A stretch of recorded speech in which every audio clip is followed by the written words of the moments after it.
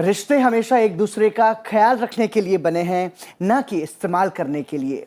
जीभ और शब्द सबके पास हैं, मगर जो अपने लिए जीते हैं वो कह लेते हैं, और जो दूसरों के लिए जीते हैं वो सह लेते हैं। अपनापन बांटने से दुगनी रफ्तार से बढ़ता है। हमारी जिंदगी में सब कुछ इको की तरह होता है, हम वैसा ही पाते हैं जैसा हम देते हैं। कहते हैं सुख बढ़ जाता है, दुख घट जाता है जब वो बट जाता है। हमें बांटना सीखना चाहिए। यकीन मानिए, प्रेम अपनापन बांटने से दुगनी रफ्तार से बढ़ता है। निकलता है हर रोज सुबह एक सूरज, ये बताने के लिए कि उजाले बांट देने से उजाले कम नहीं होते। जीवन की सच्ची कमाई संबंधों की कमाई है, इन्हें संजो कर रखिए। जिंदगी खूबसूरत है, इसे अपने व्यवहार से और सुंदर बनाइए। रिश्ते बिखर जाते हैं जरा सी गलतफहमी से और निखर जाते हैं जरा से प्रेम, अपनेपन और समझदारी से। हेलो इंडिया, मैं हूं प्रीति। हेलो इंडिया, मैं हूं पराक्रम सिंह शेखावत।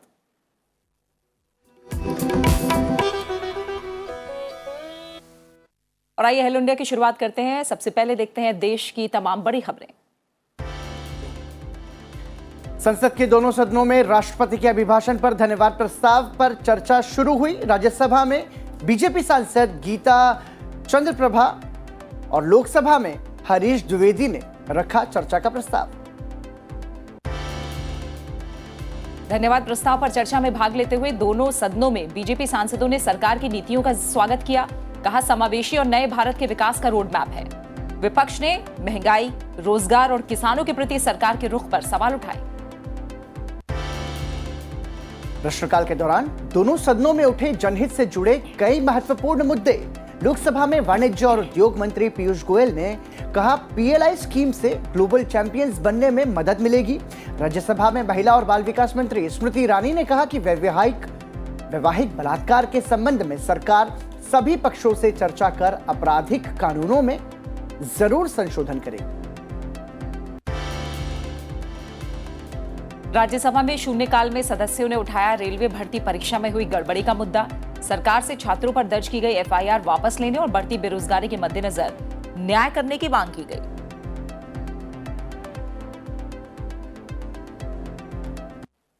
और संसद के सत्र से जुड़ी सुर्खियों के बाद आइए अब एक नजर डालते हैं देश की बड़ी राष्ट्रीय सुर्खियों पर। बीजेपी की ओर से आम बजट पर आयोजित कार्यक्रम आत्मनिर्भर अर्थव्यवस्था में प्रधानमंत्री ने इसे संबोधित किया और कहा कि बजट में गरीब, मध्यम वर्ग और युवाओं को आय के स्थायी समाधानों से जोड़ने पर जोर है। देश को आत्मनिर्भर और आधुनिक बनाना बजट का उद्देश्य है। केंद्रीय गृह मंत्रालय ने खुफिया ब्यूरो के पुनर्गठन को मंजूरी दे दी है। संगठन में पदोन्नति को बढ़ाने की कोशिश के तहत ऐसा किया गया है और इस पर खर्च इसके आवंटित बजट अनुदान से पूरा किया जाएगा। पुनर्गठन के बाद आईबी के अधिकारी कैडर की संख्या 20,054 बनी रहेगी। आईबी ने 2020 में अपने कामकाज को और बेहतर बनाने के लिए अधिकारी कैडर के पुनर्गठन का प्रस्ताव किया था। प्रोजेक्ट 75 की 5वीं पनडुब्बी का समुद्री परीक्षण शुरू हो गया है। इसके तहत प्रणोदक प्रणाली, हथियार और संवेदी उपकरणों की जांच की जाएगी। नौसेना के बयान के अनुसार इन परीक्षणों के पूरा हो जाने पर इस साल के अंत में इस पनडुब्बी की भारतीय नौसेना को आपूर्ति करने की योजना है और बेड़े में शामिल करने के बाद वो आईएनएस वगीर नाम से जाना जाएगा। कोविड-19 महामारी के बावजूद मुंबई स्थित एमडीएल ने 2021 में प्रोजेक्ट 75 की 2 पनडुब्बियों की आपूर्ति की है और 5वीं पनडुब्बी के समुद्री परीक्षण की शुरुआत एक मील का पत्थर है। कश्मीर में न्यूनतम तापमान 0 से भी नीचे पहुंच गया है। कश्मीर अभी 20 दिन के चिल्लई खुर्द की चपेट में है, जो 40 दिन की कड़ाके की ठंड की अवधि चिल्लई कलाम खत्म होने के बाद सोमवार से शुरू हुआ है। ताजा बर्फबारी के बाद श्रीनगर में तापमान 0 से 1.9 डिग्री सेल्सियस कम दर्ज किया गया।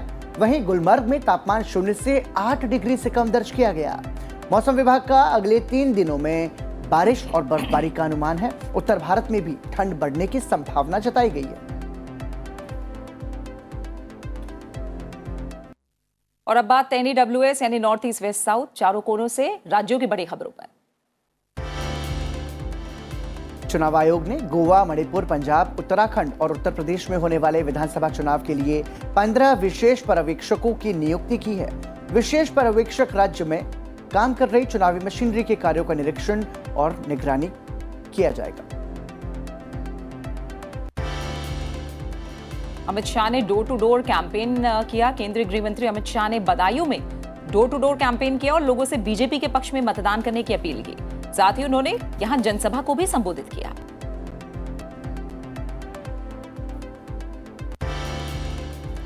रक्षा मंत्री राजनाथ सिंह ने पीलीभीत में घर घर जाकर चुनाव प्रचार किया। साथ ही उन्होंने जनसभा को संबोधित करते हुए भ्रष्टाचार को लेकर विपक्ष को घेरा।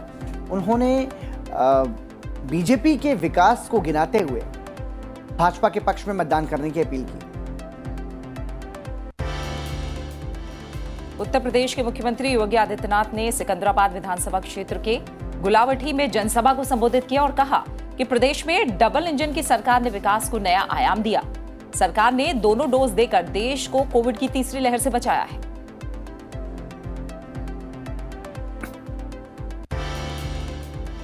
समाजवादी पार्टी के अध्यक्ष अखिलेश यादव ने जयंत चौधरी के साथ पश्चिमी उत्तर प्रदेश के शामली में एक प्रेस कॉन्फ्रेंस को संबोधित करते हुए कहा कि लोग नकारात्मक राजनीति को हटाना चाहते हैं। ये चुनाव भाईचारा बनाम बीजेपी है। समाजवादी पार्टी ने उत्तर प्रदेश विधानसभा चुनाव के लिए 3 उम्मीदवारों के नामों की सूची जारी की है। पार्टी ने स्वामी प्रसाद मौर्य को कुशीनगर जिले की फाजिल नगर सीट से अपना उम्मीदवार बनाया है। उत्तराखंड के मुख्यमंत्री पुष्कर सिंह धामी लगातार चुनाव प्रचार में जुटे हैं। उन्होंने पिथौरागढ़ के बेरीनाग में घर घर जाकर चुनाव प्रचार किया और लोगों से बीजेपी के विकास के पक्ष में मतदान करने की अपील की। पश्चिम बंगाल की मुख्यमंत्री ममता बनर्जी एक बार फिर निर्विरोध तृणमूल कांग्रेस के अध्यक्ष चुनी गई। उन्होंने कहा कि उनकी पार्टी कई राज्यों में चुनाव लड़ेगी। गोवा से इसकी शुरुआत हो गई है। उन्हें 2 साल में पार्टी को मजबूत करना है।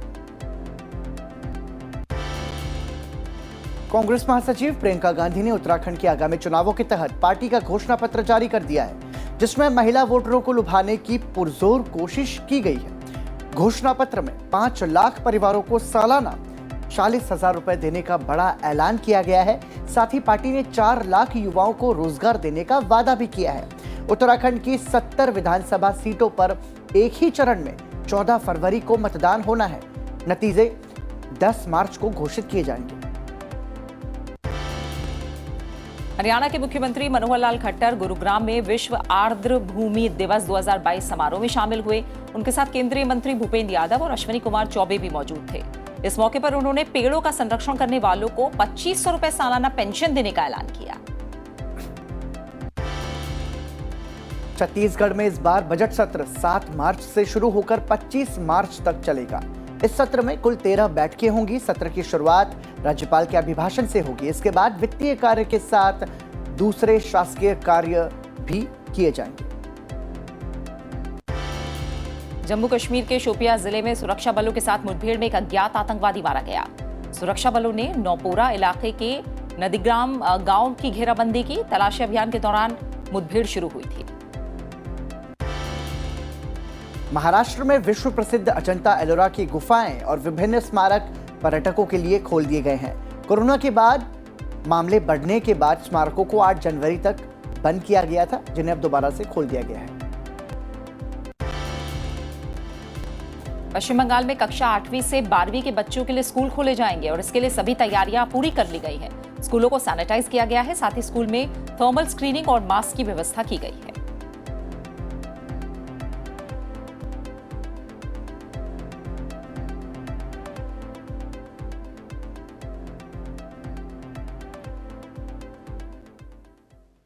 और राज्यवार सुर्खियों के बाद आइए अब नजर डालते हैं देश की अंतर्राष्ट्रीय स्तर की बड़ी अंतर्राष्ट्रीय सुर्खियों पर।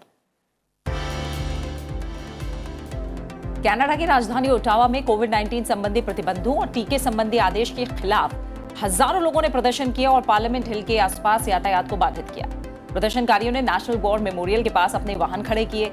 इस बीच कनाडा के प्रधानमंत्री जस्टिन ट्रूडो ने कहा कि ओटावा में प्रदर्शन करने वाले लोग अल्पसंख्यक हैं।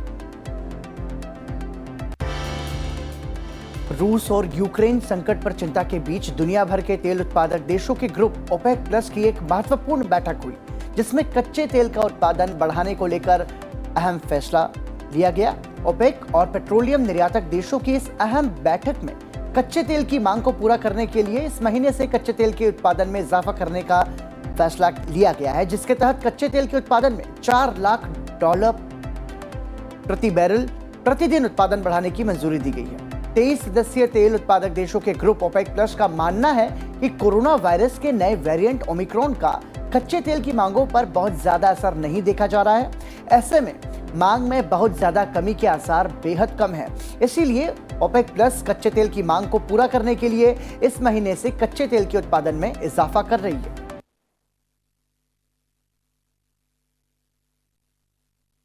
और अंतर्राष्ट्रीय सुर्खियों के बाद आइए अब नजर डालते हैं आज की बड़ी गतिविधियों पर। आज की गतिविधियों की बात करें तो लोकसभा में आज राष्ट्रपति के अभिभाषण पर धन्यवाद प्रस्ताव पर चर्चा को आगे बढ़ाया जाएगा। साथ ही सदन के पटल पर लाभ के पदों संबंधी संयुक्त समिति का प्रतिवेदन, ऊर्जा संबंधी स्थायी समिति का प्रतिवेदन और परिवहन, पर्यटन और संस्कृति संबंधी स्थायी समिति के प्रतिवेदन रखे जाएंगे। इसके साथ ही 2 फरवरी को सभा में पेश कार्य मंत्रणा समिति के 28वें प्रतिवेदन को भी सभा में सहमति के लिए पेश किया जाएगा। साथ ही लोकसभा की कार्यसूची में नियम 377 के अधीन मामले भी लिस्टेड हैं, सूचीबद्ध हैं। इसके अलावा राष्ट्रपति के अभिभाषण पर धन्यवाद प्रस्ताव पर चर्चा राज्यसभा में दूसरे दिन भी जारी रहेगी। राज्यसभा में भी लाभ के पदों संबंधी संयुक्त समिति की रिपोर्ट पटल पर रखी जाएगी। आज राज्यसभा की वाणिज्य पर स्थायी समिति और उद्योग पर स्थायी समिति की बैठक आयोजित होगी। साथ ही लोकसभा की वित्त संबंधी स्थायी समिति, प्राक्कलन समिति और विशेषाधिकार समिति की बैठक संसद भवन परिसर में आयोजित होगी। आज पूर्व लोकसभा अध्यक्ष बलराम जाखड़ की पुण्यतिथि भी है और इस अवसर पर लोकसभा अध्यक्ष ओम बिरला ने उन्हें श्रद्धांजलि दी। उन्होंने ट्वीट करते हुए कहा कि सबसे लंबी अवधि तक लोकसभा अध्यक्ष का दायित्व का कुशलता से निर्वहन करते हुए बलराम जाखड़ ने संवैधानिक परंपराओं और लोकतांत्रिक आदर्शों को सशक्त किया। राष्ट्र के प्रति अमूल्य सेवाओं के लिए उन्हें सदैव याद किया जाएगा। और आज परीक्षा पे चर्चा के 5वें संस्करण के लिए रजिस्ट्रेशन की आखिरी तारीख है। परीक्षा पे चर्चा प्रधानमंत्री नरेंद्र मोदी और छात्रों के साथ एक इंटरैक्टिव सेशन है, जिसमें बोर्ड परीक्षा में शामिल होने जा रहे छात्रों से परीक्षा की तैयारी, तनाव और करियर से संबंधित विषयों पर बात करते हैं प्रधानमंत्री। वो आज उसके रजिस्ट्रेशन की लास्ट डेट है। पहले इसकी जो आखिरी तारीख थी वो 27 जनवरी थी, जिसे बाद में बढ़ाया गया और आज के लिए यानी 3 फरवरी तक कर दिया गया। आइए जानते हैं कि इसमें कौन कौन से छात्र शामिल हो सकते हैं और उन्हें कैसे रजिस्टर करना होगा। हर साल की तरह इस साल भी प्रधानमंत्री नरेंद्र मोदी बोर्ड परीक्षा से पहले छात्रों के साथ तनाव मुक्त परीक्षा देने के टिप्स साझा करेंगे। खास बात यह है कि इस बार परीक्षा में चर्चा कार्यक्रम में छात्रों के साथ साथ अभिभावकों और शिक्षकों को भी आमंत्रित किया गया है। परीक्षा पे चर्चा 2022 कार्यक्रम में हर बार की तरह इस बार भी कक्षा 9 से 12 तक के छात्र छात्राएं शामिल होंगे। इस बार कार्यक्रम में इंटरनेशनल बोर्ड के बच्चों को भी शामिल किया गया है। इतना ही नहीं, प्रधानमंत्री के साथ परीक्षा पे चर्चा कार्यक्रम के लिए छात्रों के साथ साथ शिक्षकों और अभिभावकों से भी आवेदन मंगाए गए हैं। कार्यक्रम में शामिल होने के लिए 3 फरवरी 2022 तक रजिस्ट्रेशन कराया जा सकता है।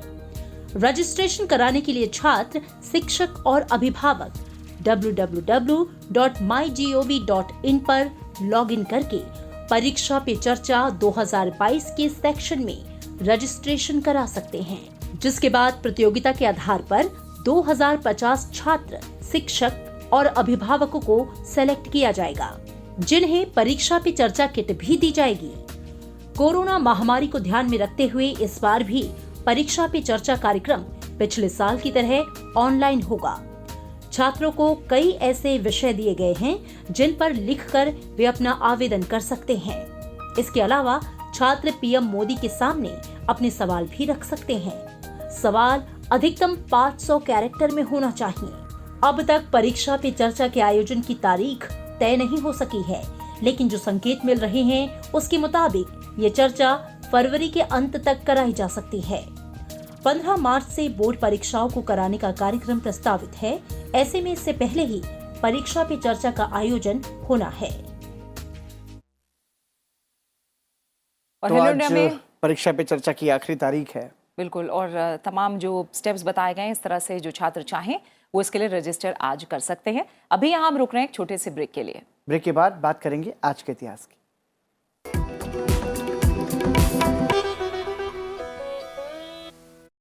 संसद के कामकाज का पूरा ब्यौरा, सर्वदलीय बैठक के अंदर भी लोकसभा और राज्यसभा के एजेंडे पर विस्तार से नजर,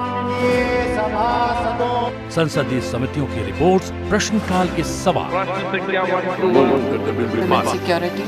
विधेयकों के मायने, चर्चा के मुद्दे, सत्ता पक्ष और विपक्ष की रणनीति का हर अपडेट देखिए संसद में आज सुबह 9 बजे संसद टीवी पर।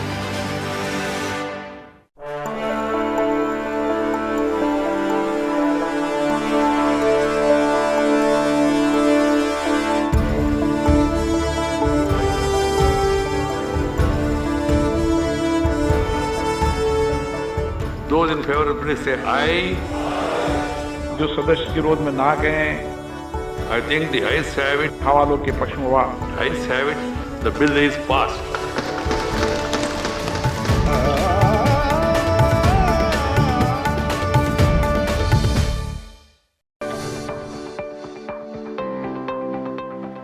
आज बात करेंगे भारत के संसद के बारे में। आमतौर पर भारतीय संसद के 3 सत्र होते हैं।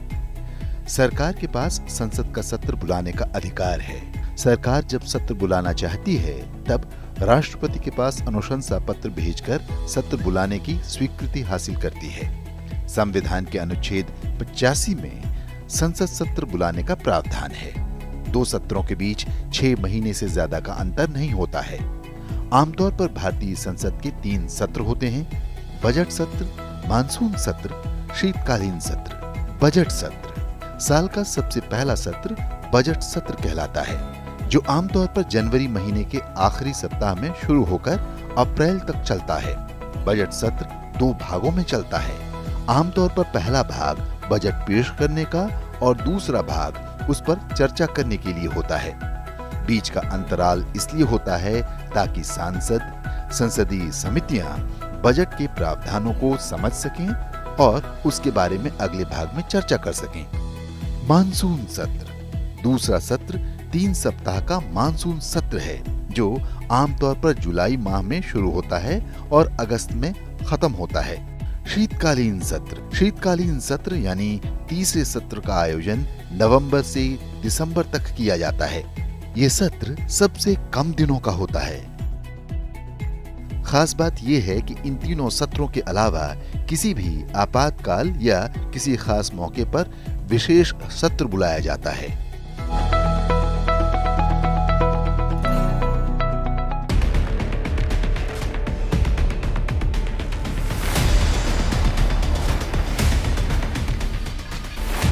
Nature and You, the Environment Series, aim is to awake and aware people to protect our environment, be it climate or wildlife crisis, depletion of ocean resources, waste management issues. Only on Sansad TV.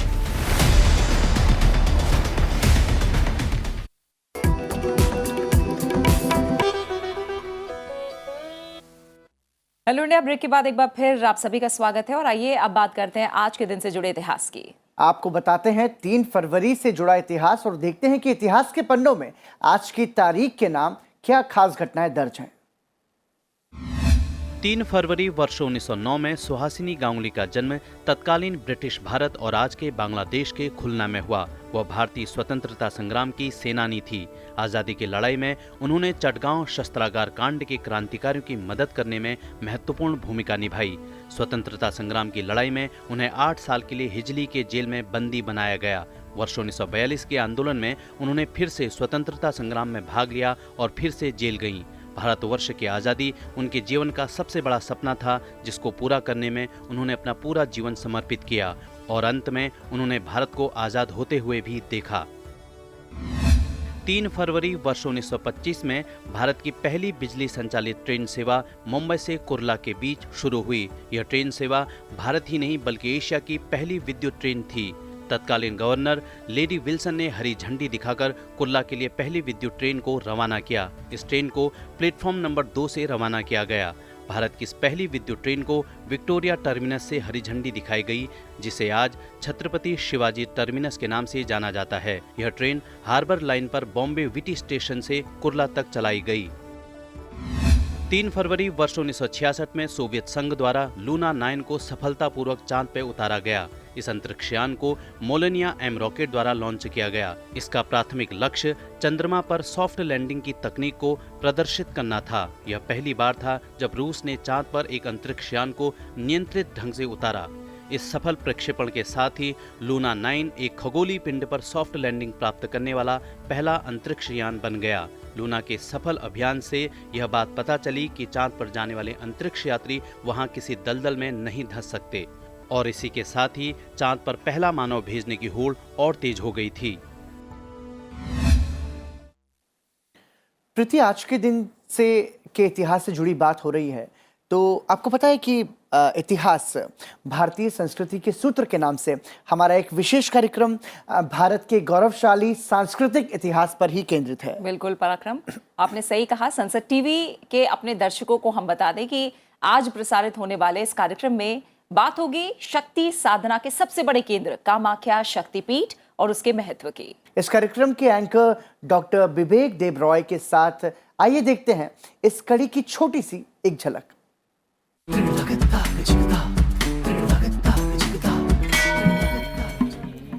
In the colonial period, this used to be known as Peacock Island because it was believed that the island resembled the spread of a peacock's feathers.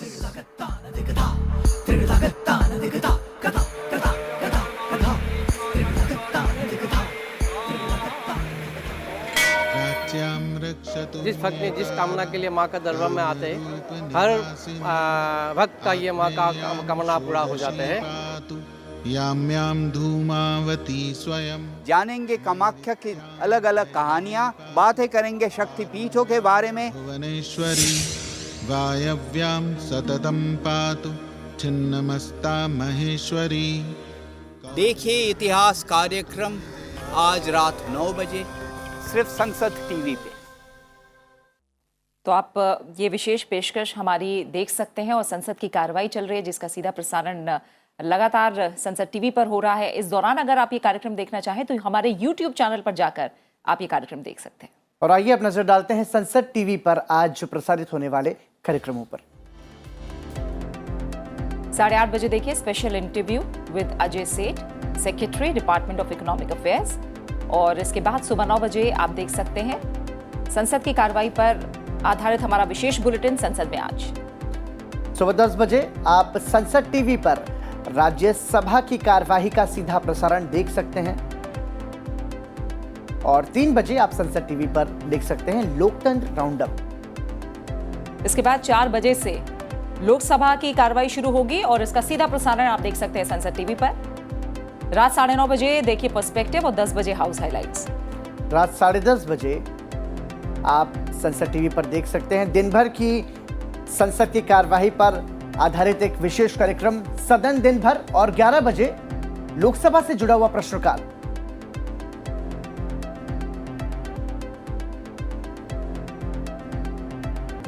और इसी के साथ फिलहाल hello India में इतना ही, और जाते जाते आपको लेकर चलते हैं जम्मू कश्मीर के अनंतनाग जिले में स्थित मार्तंडे सूर्य मंदिर में, जहां भारतीय सेना ने एक विशेष संगीत कार्यक्रम का आयोजन किया। इस कार्यक्रम को आयोजित करने के पीछे का उद्देश्य घाटी में स्थानीय प्रतिभाओं को बढ़ावा देना था। घाटी में कड़ाके की ठंड के बावजूद आयोजन में कई गायकों ने हिस्सा लिया। जाते जाते आपको दिखाते हैं इसकी झलक। हमें दीजिए इजाजत, और ठीक 9 बजे मेरी सहयोगी प्रीति के साथ जरूर देखिए कार्यक्रम संसद में आज। नमस्कार। नमस्कार।